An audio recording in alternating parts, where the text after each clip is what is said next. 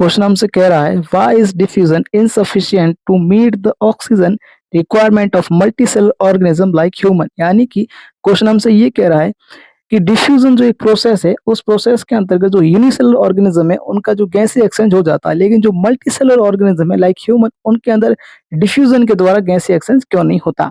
तो इसका रीजन ये है कि जो मल्टी सेलुलर ऑर्गेनिज्म है लाइक ह्यूमन की अगर हम बात करें तो उनका बॉडी डिजाइन जो होता है वेरी कॉम्प्लेक्स होता है। वेरी कॉम्प्लेक्स का मतलब ये है कि उनके अंदर हर एक सेल्स जो होती है अलग काम करती है, यानी कि हर नेसेसरी काम करने के लिए एक अलग सेल्स होती है। जैसे लीवर एक अलग काम करता है, हार्ट अलग काम करता है और फेफड़े अलग काम करते हैं।